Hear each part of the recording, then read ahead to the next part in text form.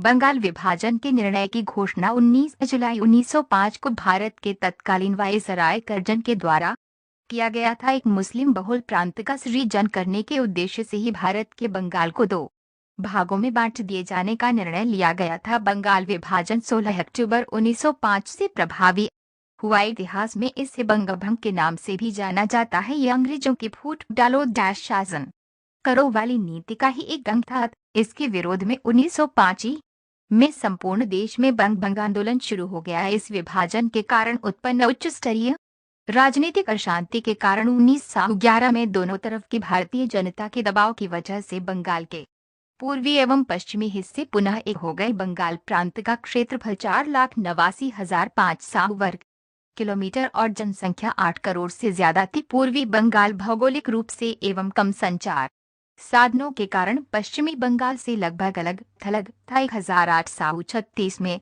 ऊपरी प्रांतों को एक लेफ्टिनेंट गवर्नर के शासन के अंतर्गत कर दिया गया और 1854 में गवर्नर जनरल इन काउंसिल को बंगाल के प्रत्यक्ष प्रशासन से मुक्त कर दिया गया। अलग चीफ कमिश्नरशिप बनाने के लिए 1874 में आसाम को सिलहट सहित बंगाल से अलग कर दिया गया और बाद में 1898 में लुसाई हिल्स को भी इसमें शामिल कर दिया गया। बंगाल जैसे बड़े और इतनी अधिक आबादी वाले प्रांत का प्रबंधन बहुत कठिन था। सर्वप्रथम 1903 में बंगाल के विभाजन के बारे में सोचा गया। चट्टगांव तथा ढाका और मेमनसिंह के जिलों को बंगाल से अलग कर असम प्रांत में मिलाने के अतिरिक्त प्रस्ताव भी रखे गए थे। इसी प्रकार छोटा नागपुर को भी केंद्रीय प्रांत से मिलाया जाना था। सन 1903 में ही कांग्रेस का भी 19वां अधिवेशन मद्रास में हुआ था। उसी अवसर पर उसके सभापति श्रीमान लालमोहन घोष ने अपने अभिभाषण में सरकार की प्रतिक्रियावादी नीति की आलोचना करते हुए एक अखिल भारतीय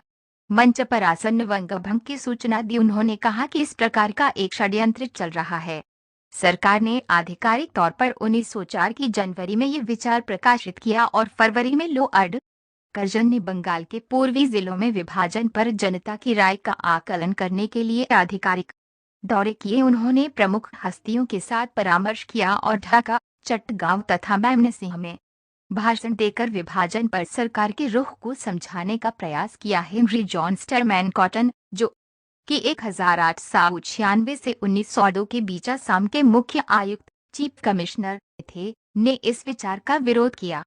कांग्रेस के अगले अधिवेशन में सभापति पद से बोलते हुए सर हेनरी कॉटन ने भी ये कहा कि यदि बहाना है कि इतने बड़े प्रांत को एक राज्यपाल संभाल नहीं सकता तो या तो बंबई और मद्रास की तरह बंगाल का शासन सूत्र सुपरिषद राज्यपाल के सुपुर्द हो या बंगला भाषियों को अलग करके एक प्रांत बनाया जाए। उन दिनों बंगाल प्रांत में बिहार और उड़ीसा भी शामिल थे, पर ब्रिटिश सरकार ने न तो कांग्रेस की परवाह की न जनमत की। उस समय के वायसराय और गवर्नर जनरल लॉर्ड कर्जन ने लैंड होल्डर्स एसोसिएशन या जमींदार सभा में लोगों को ये समझाने की चेष्टा की कि बंगभंग से लाभ ही होगा। वे स्वयं पूर्व बंगाल में भी गए, पर मुट्ठी भर मुसलमानों के अतिरिक्त किसी ने इस प्रस्ताव का समर्थन नहीं किया। मुसलमानों में प्रतिष्ठित ढाका के तत्कालीन नवाब ने भी प्रथमावेश में इसका विरोध किया था। 1905 में 16 अक्टूबर को भारत के तत्कालीन वायसराय लॉर्ड कर्जन द्वारा बंगाल का विभाजन किया गया। विभाजन को प्रशासकीय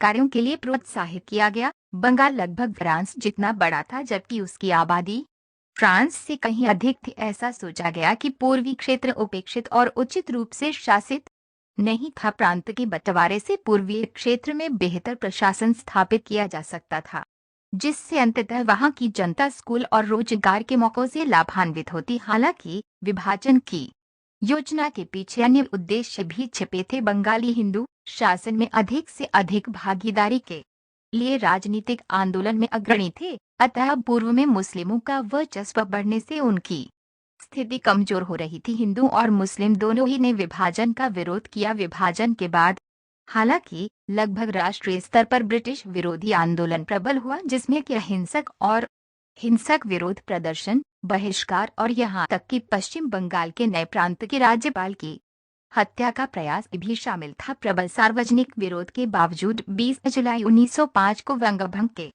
प्रस्ताव पर भारत सचिव का ठप्पा लग गया। राजशाही ढाका तथा चट्टगांव कमिश्नरियों को आसाम के साथ मिलाकर एक प्रांत बनाया गया। जिसका नाम पूर्व बंग और आसाम रखा गया, और बाकी हिस्सा यानी प्रेसिडेंसी और वर्धमान कमिश्नरियां बिहार, उड़ीसा और इसका कोई आधार था। इस अवसर पर हिंदुओं और मुसलमानों को ये कहकर लड़ाने की चेष्टा की गई कि इस विभाजन से मुसलमानों को फायदा है, क्योंकि पूर्व बंग और आसाम में उन्हीं का बहुमत रहेगा। ढाका के नवाब ने पहले विरोध किया था, पर जब वंग भंग हो गया तो वे उसके पक्ष में हो गए। सर जोसेफ बैमफील्ड फुलर जोसेफ बैमफील्ड फुलर पूर्व बंग और आसाम के नए लेफ्टिनेंट गवर्नर बने। कहा जाता है उन्होंने कई जगह खुला खुला कहा कि हिंदू और मुसलमान उनकी दो बीबियां हैं, इनमें से मुसलमान उनकी चहेती हैं। इस कथन का आशय स्पष्ट था। वंग भंग का उद्देश्य प्रशासन की सुविधा उत्पन्न करना नहीं था, जैसा दावा किया गया था, बल्कि इसके दो स्पष्ट उद्देश्य थे,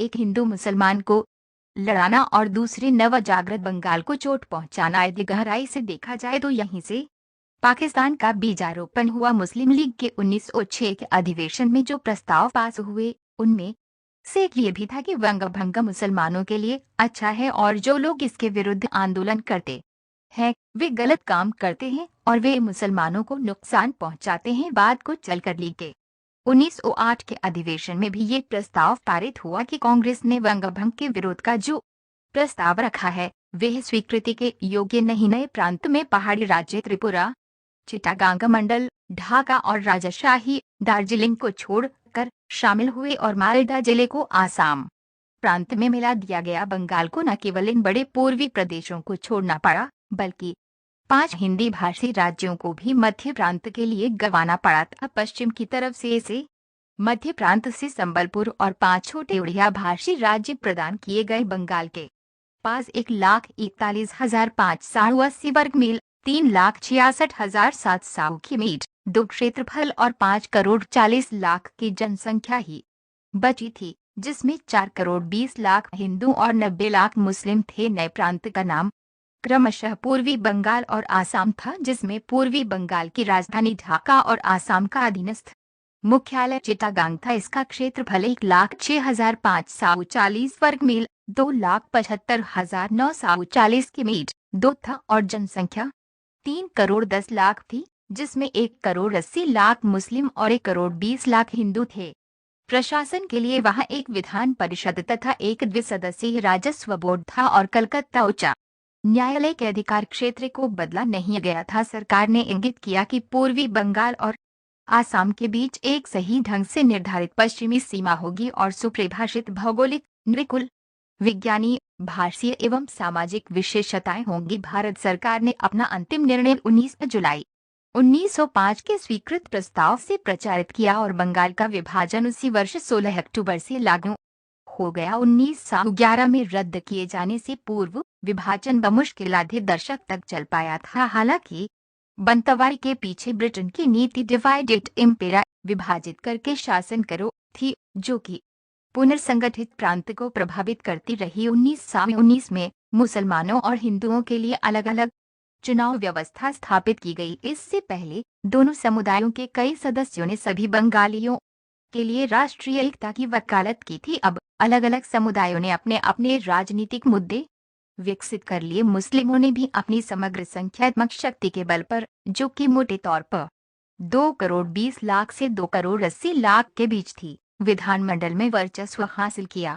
राष्ट्रीय स्तर पर हिंदुओं और मुसलमानों के लिए 2 स्वतंत्र राज्यों के निर्माण की मांग उठने लगी। अधिकांश बंगाली हिंदू अब हिंदू बहुमत क्षेत्र और मुस्लिम बहुमत क्षेत्र के आधार पर होने वाले बंगाल के बंटवारे का पक्ष लेने लगे। मुस्लिम अब पूरे प्रांत को मुस्लिम राज्य पाकिस्तान का हिस्सा बनाना चाहते थे। 1947 में बंगाल दूसरी बार, इस बार धार्मिक आधार पर विभाजित हुआ। ये पूर्वी पाकिस्तान बन गया। हालांकि 1971 में पश्चिमी पाकिस्तानी सैन्य शासन के साथ एक सफल मुक्ति युद्ध के बाद पूर्वी पाकिस्तान बांग्लादेश नाम का स्वतंत्र राज्य बन गया। बंगाल के दोनों विभाजनों में रक्तपात हुआ, इसने एक बड़ा राजनीतिक संकट पैदा किया।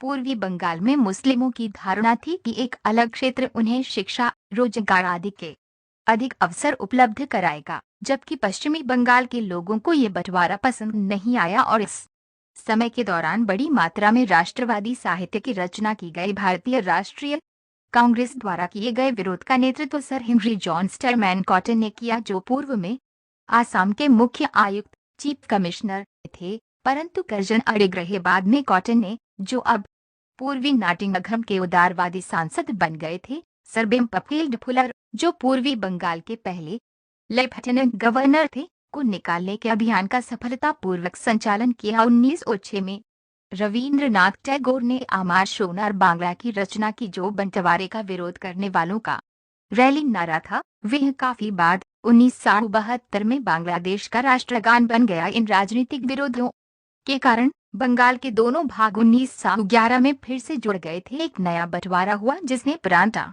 को धार्मिक के स्थान पर भाषाई आधार पर बांटा जा सका, जिससे हिंदी, उड़िया और असमिया भाषी क्षेत्रों को नई प्रशासनिक इकाइयों बनाने के लिए अलग किया गया। इसके साथ ही साथ ब्रिटिश भारत की प्रशासनिक राजधानी को कलकत्ता से नई दिल्ली ले जाया गया। हालांकि मुस्लिमों और हिंदुओं के बीच का टकराव नए कानूनों की उत्पत्ति के रूप में परिणत हुआ, जिससे दोनों वर्गों की राजनैतिक आवश्यकताएं संतुष्ट की जा सके। बंगभंग के विरुद्ध बंगाल के बाहर बहुत भारी आंदोलन हुआ। इस आंदोलन में देश के प्रसिद्ध कवियों और साहित्यकारों ने महत्वपूर्ण भूमिका निभाई। इस आंदोलन ने बंकिम चंद्र चट्टोपाध्याय के वंदे मातरम गीत को नई बुलंदियां प्रदान की। उस समय बंगाल को बांट देने का अंग्रेजी को चक्र तो टूटा ही, सारे देश में और विदेशों में इसे असाधारण ख्याति मिली। जर्मन और कनाडा जैसे देश भी इससे प्रभावित हुए। कामागाता मारू नामक जहाज के झंडे पर वंदे मातरम अंकित किया गया था। तब से सन 1930 के नमक सत्याग्रह और सन